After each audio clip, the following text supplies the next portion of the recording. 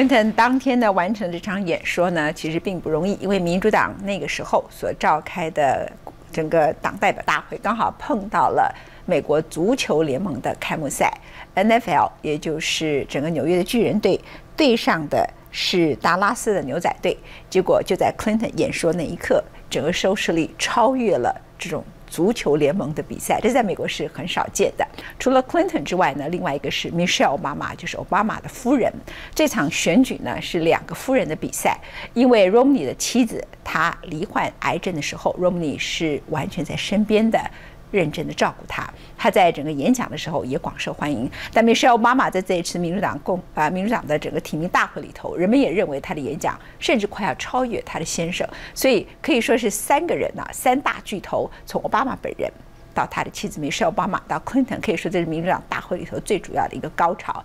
文茜世界周报，所以在台湾我觉得是一个非常值得让大家观看的节目就在这里，因为我们台湾的观众可能没有机会，如果你英文不够好，你不是看 CNN 或 BBC 的话，你可能没有机会看到比较完整的他们的演说。刚才我们一口气为大家播放将近10分钟 Clinton 的演讲，那么接下来我们要为大家播放的是 Michelle 奥巴马的演说，时间也长达将近9分钟左右。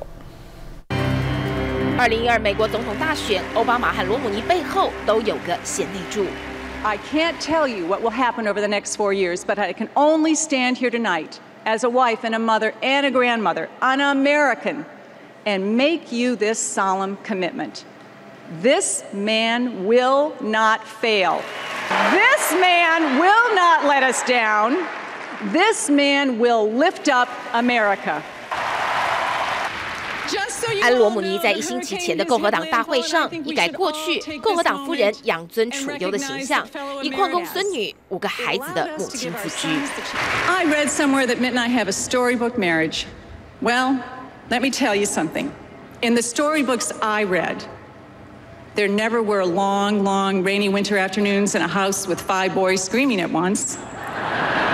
And those storybooks never seem to have chapters called MS or breast cancer.A storybook marriage? Nope, not at all. What Mitt Romney and I have is a real marriage. 他的表现惊艳全美，虽然和奥巴马夫人蜜雪儿无论肤色、出身背景、教育程度或意识形态都天差地远，但2人都极富热情、有同情心，并在各自夫婿的党代表大会上扮演着几乎一样的角色。介绍蜜雪儿出场的这段影片，着墨于第一家庭和民众间零距离。走上民主党全代会讲台，蜜雪儿开幕演说延续着相同基调。You see, even back then, when Barack was a senator and a presidential candidate, to me, he was still the guy who picked me up.For our dates in a car that was so rusted out, I could actually see the pavement going by in a hole in the passenger side door. He was the guy whose proudest possession was a coffee table he'd found in a dumpster, and whose only pair of decent shoes was a half size too small.蜜雪儿用清晰口齿娓娓道出你我不知道的奥巴马，无论是生活上或政策制定时。I have seen firsthand that being president doesn't change who you are. No, it reveals who you are. And as president, you're going to get all kinds of advice from all kinds of people. But at the end of the day, when it comes time to make that decision as president, all you have to guide you are your values and your vision and the life experiences that make you who you are. When it comes to rebuilding our economy, Barack is thinking about folks like my dad and like his grandmother. He's thinking about the pride that comes from a hard day's work. That's why he signed the Lilly Ledbetter Fair Pay Act to help women get equal pay for equal work. That's why he cut taxes for working families and small businesses and fought to get the auto industry back on its feet. So in the end, for Barack, these issues aren't political. They're personal. Because Barack knows what it means when a family struggles. Barack knows the American dream because he's lived it. And he wants everyone in this country, everyone, to have the same opportunity no matter who we are or where we're from or what we look like or who we love.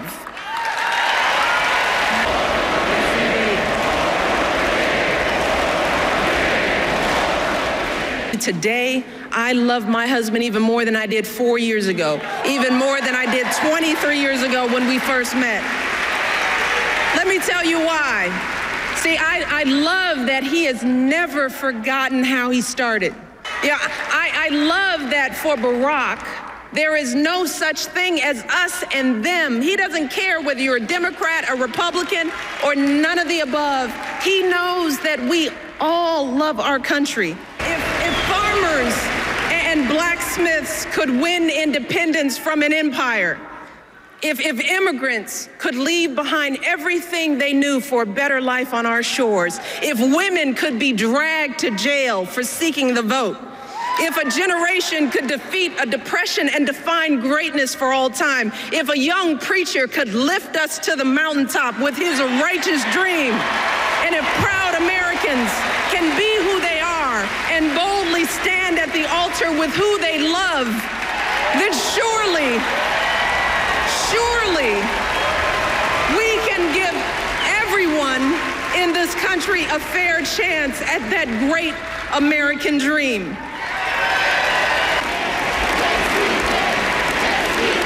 Because in the end, more than anything else, that is the story of this country. The story of unwavering hope grounded in unyielding struggle. That is what has made my story and Barack's story and so many other American stories possible. And let me tell you something, I say all of this tonight, not just as First Lady, no, not just as a wife.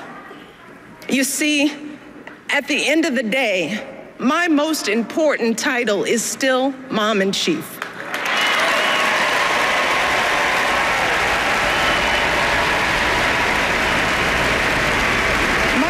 My daughters are still the heart of my heart and the center of my world.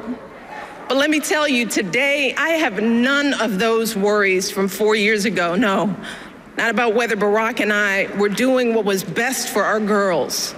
Because today, I know from experience that if I truly want to leave a better world for my daughters and for all of our sons and daughters, if we want to give all of our children a foundation for their dreams and opportunities worthy of their promise, if we want to give them that sense of limitless possibility, that belief that here in America, there is always something better out there if you're willing to work for it, then we must work like never before.